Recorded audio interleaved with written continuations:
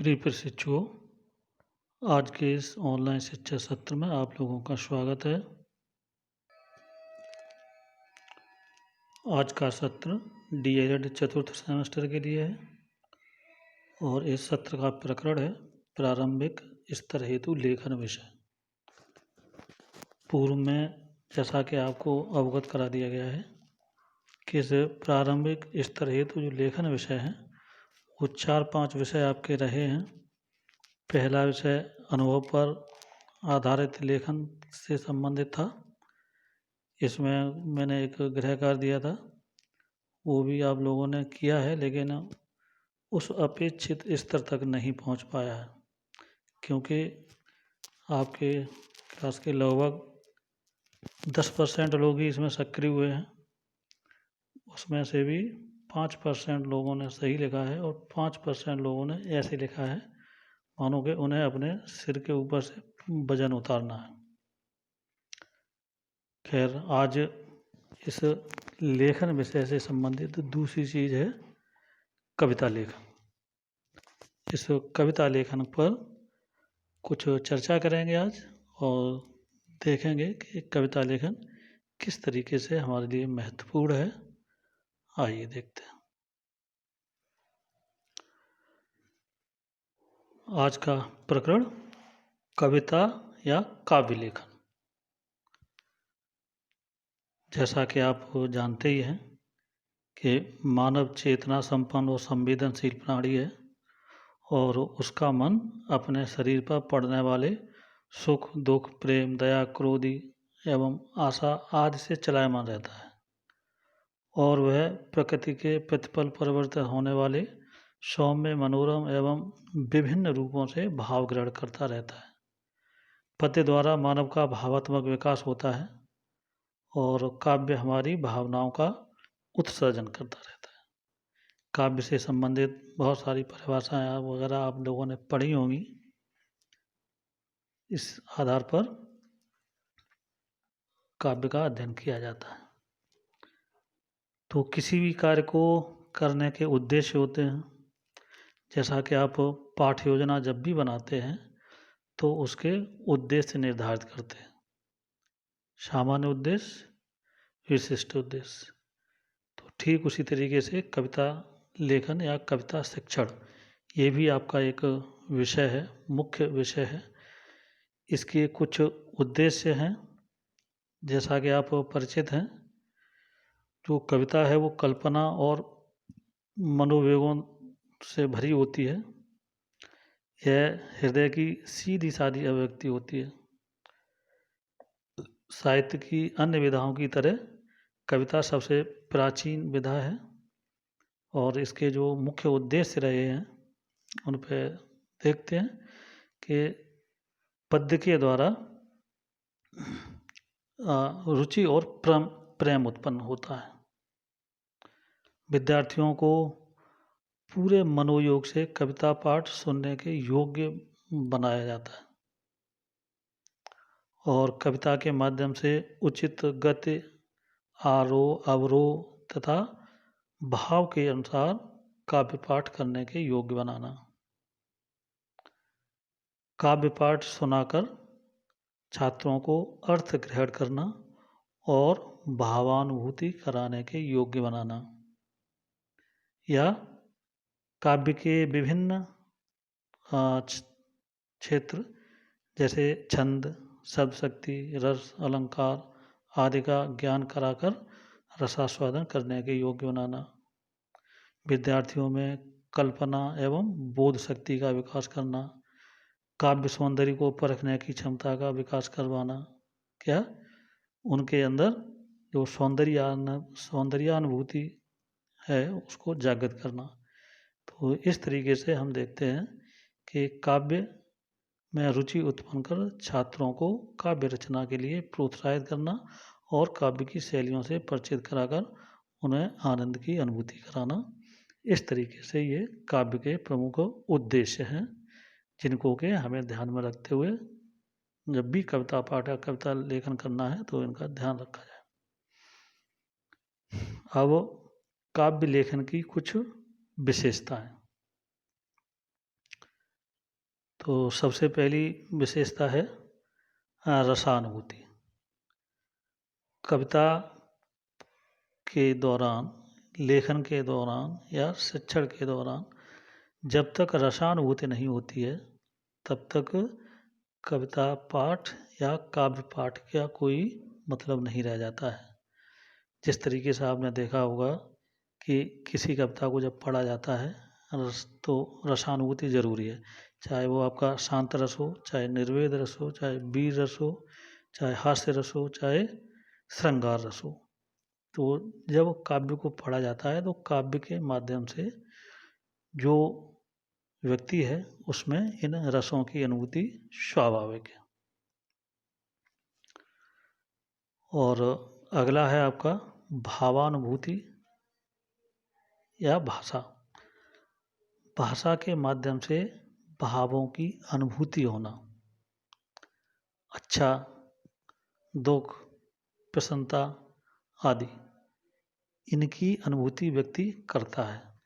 जब जिस तरीके के रस का निष्पादन होता है उसी तरीके की भावना हो जाती है। जब वीर रस की कविता पढ़ी जाती है तो व्यक्ति के रोमांचित हो जाता है और अपने आप को तैयार करता है। ठीक इसी तरीके से कल्पना का सम्मिश्रण, किसी भी कविता को उच्च स्तर तक ले जाने के लिए कल्पना का सम्मिश्रण बहुत ज़रूरी होता है। और इसमें जो अलंकार हैं, विशेषोक्ति अलंकार है, अतिशयोक्ति अलंकार है, श्रृंगार रस है, इनको जोड़ना पड़ता है, क्योंकि जो कविता का मुख्य उद्देश्य है रसानुभूति, जब तक उसमें कल्पना का सम्मिश्रण नहीं किया जाएगा तब तक पूर्ण रूप से रसानुभूति संभव नहीं हो पाती है। इसलिए काव्य में कल्पना को सम्मिश्रित करना इसकी एक विशेषता है। इसी तरीके से समाज का दर्पण, जो भी काव्य है उसको समाज का दर्पण इसलिए कहा जाता है कि जो समसामयिक समाज होता है उस समय की तत्संबंधी समस्याओं का जो निरूपण है वो काव्य के माध्यम से किया जाता है। इसलिए जो काव्य होता है वो समाज का दर्पण कहलाता है।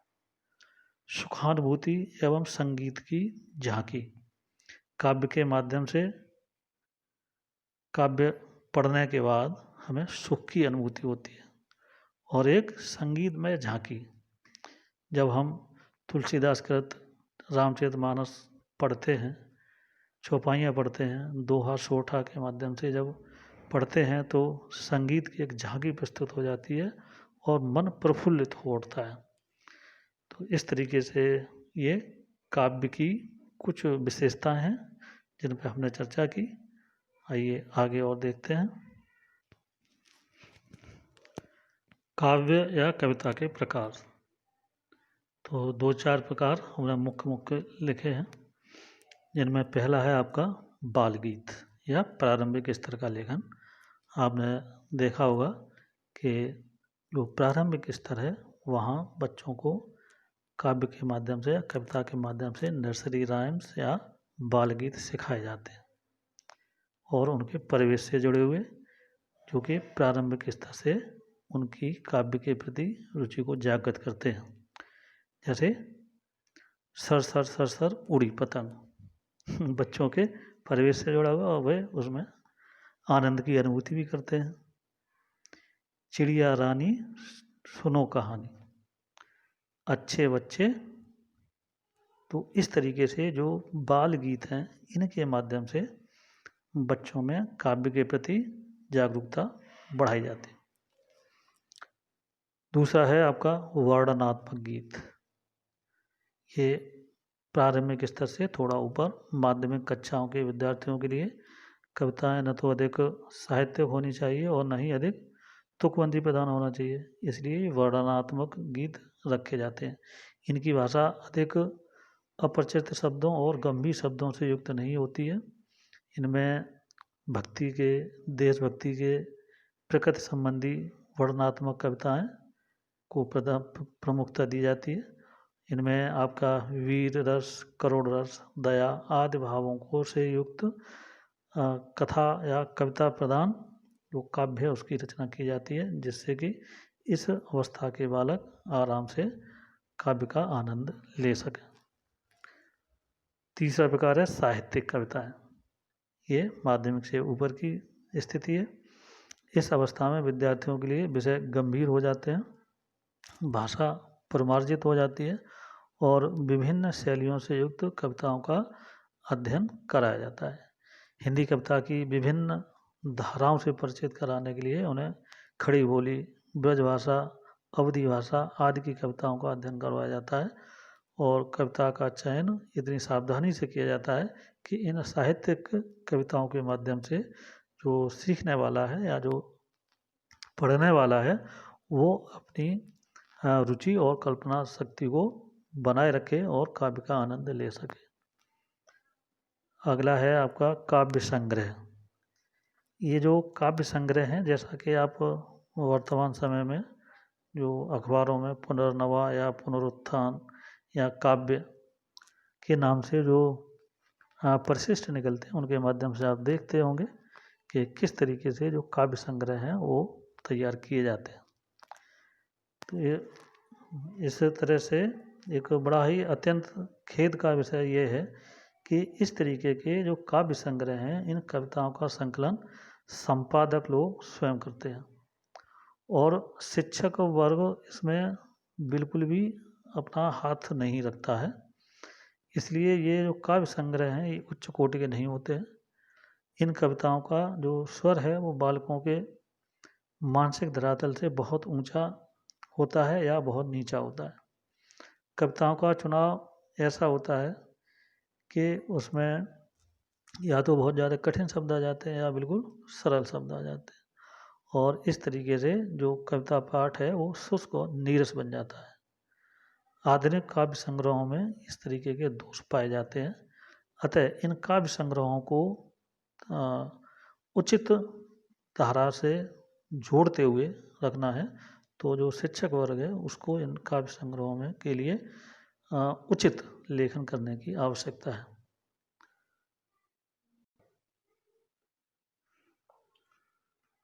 छात्रों में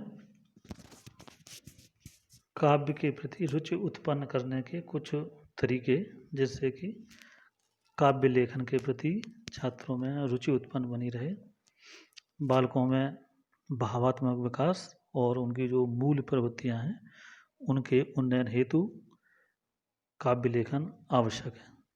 छात्रों के अच्छे चरित्र निर्माण के लिए और उनकी स्वस्थ अभिरुचि और अभिव्यक्ति के लिए और उनको परिष्कृत करने के लिए काव्य लेखन बहुत ही आवश्यक है। कविता में छात्रों की अभिरुचि बढ़ाने के लिए कुछ ऐसे साधन हैं जिनको अपनाकर हम उनकी मूल प्रवृत्तियों को उन्नयन की ओर ले जा सकते हैं। तो आइए देखते हैं क्या है। पहला है आपका मौलिक कविता लेखन।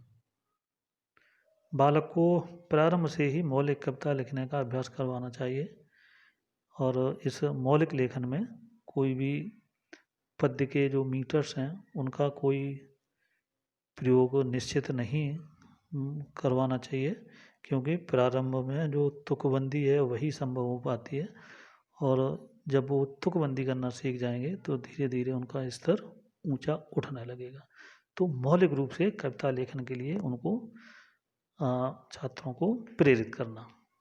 दूसरा है काव्य कंठस्थीकरण, लर्न बाय हार्ट। कविताओं का कंठस्थीकरण कराने का मतलब है कि उनकी अभिरुचि को आगे बढ़ाना। कविता की कुछ सुंदर स्थल या नीत के दोहे आदि जो भी हैं उनको छात्रों से कंठस्थ करने के लिए कहना, क्योंकि कभी कभी ये कंठस्थ किए हुए जो कविता के भाग हैं वो बिगड़े हुए काम भी बना देते हैं। अतः विद्यालयों में कविता के सुंदर भावात्मक स्थल जो भी हैं उनको कंठस्थ करा लेना चाहिए छात्रों से कह के, क्योंकि उसी कवि की कृतियाँ पढ़ने की प्रेरणा उन्हें मिल सके और अन्य को भी वो भाव साम्य के लिए प्रयोग कर सके। अगला है आपका अंत्याक्षरी। अंत्याक्षरी एक बौद्धिक खेल भी है और मनोरंजक भी है, और ये कविता कंठस्थ करने की एक प्रेरणादायक विधि भी है। तो खेल ही खेल में बहुत सारी कविताएं विद्यार्थियों को याद हो जाती हैं और बालक नई नई कविताएं सुनकर काव्य के प्रति अनुराग विकसित करने लगते हैं। तो इस तरीके से समय समय पर अंत्याक्षरी का आयोजन करते रहना चाहिए।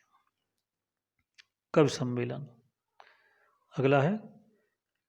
कवि सम्मेलन द्वारा जो भी अच्छा लेखन करने वाले हैं छात्र, एक विद्यालय के, दूसरे विद्यालय के, एक एनपीआरसी और पूरे ब्लॉक क्षेत्र, जिला स्तर, इस तरीके से हम इन कवि सम्मेलनों को आयोजित कर सकते हैं और इसमें छात्रों को जो लेखन में आगे हैं, काव्य लेखन में आगे हैं, उनको बुला सकते हैं और उनसे वो कवि सम्मेलन करवा सकते हैं। तो इस तरीके से इन कविताओं के माध्यम से उनके हृदय में कुछ अलग ही प्रभाव पड़ता है, क्योंकि डायरेक्ट रूप में जब किसी कविता का पाठ किया जाता है तो बहुत ही अलग प्रभाव पड़ता है। इन कवि सम्मेलनों के माध्यम से छात्रों में आत्म प्रदर्शन एवं श्रोताओं को रसानुभूति का परोक्ष रूप से स्पष्ट लाभ प्राप्त होता है। और इन सम्मेलनों के कुछ जो नियम हैं वो भी पहले पूर्व में निर्धारित कर लेना चाहिए। अगला है कवि जयंती। जिस तरीके से हम विभिन्न त्यौहार मनाते हैं, उसी तरीके से विद्यालयों में जो कवि लोग हैं उनकी जन्म तिथियाँ मना करके हम छात्रों को कविताओं के पाठ और लेखन के लिए प्रोत्साहित कर सकते हैं, ताकि काव्य में उनकी अनुरक्ति बनी रहे। जैसे कबीर जयंती है, तुलसीदास जयंती है, कवि बिहारी जयंती है, इनको जब भी इनका जन्मदिन आए तो उनको मनाया जाना चाहिए। अगला है सुभाषित प्रतियोगिता। छात्रों में सुभाषित प्रतियोगिता के द्वारा दूसरों की रचनाएं सुमधुर स्वर में सुनाई जानी चाहिए और इसी बहाने से विद्यार्थियों को सरस वाचन का अभ्यास भी हो जाता है और वे कवियों की जो उत्तमोत्तर रचनाएं हैं उनको ढूंढने के लिए प्रयत्नशील होते हैं और प्रभावित भी होते हैं और उनके भाव साम्य के लिए भी उनको पढ़ते हैं और याद करते हैं। तो इस तरीके से जो सुभाषित प्रतियोगिता हैं उनका भी नियमित रूप से आयोजन करवाते रहना चाहिए। और आखिर में है आपका समस्या पूर्ति। समस्या पूर्ति से हमारा तात्पर्य ये है कि वर्तमान में ये प्रणाली कम है, लेकिन पहले हुआ करती थी कि एक पंक्ति कोई दे दी और उस पंक्ति को दे करके कहा जाता था कि आपको आगे कविता का लेखन करना है। तो इस तरीके से एक लाइन दे करके समस्या दी जाती थी कि इसको आपको पूर्ण करना है और पूर्ण करने के बाद आपको एक कविता लिखनी है। तो इस तरीके से शिक्षा संस्थाओं में ऐसी प्रतियोगिताएं आयोजित करवाई जा सकती हैं जिससे कि छात्रों में काव्य लेखन के प्रति उत्सुकता बनी रहे और वो काव्य के प्रति अपने आप को प्रोत्साहित कर सकें, लेखन के लिए भी और पठन के लिए भी। तो इस तरीके से आज हमने देखा कि काव्य रचना या कविता रचना के लिए क्या मुख्य चीज़ें हैं, उनको आज हमने चर्चा की। तो इस तरीके से आज आपका सत्र यहीं समाप्त होता है। हाँ, मैं एक चीज़ और कहना चाहूँगा कि आप लोग भी अच्छे अच्छे कवि हैं, तो जिन्होंने कोई भी मौलिक कविता स्वयं की लिखी हुई हो तो उसको ज़रूर शेयर करें, हमें भी दिखाएं, हम भी आपकी कविताएं देखना चाहते हैं। इसी के साथ आपका सत्र समाप्त होता है। धन्यवाद।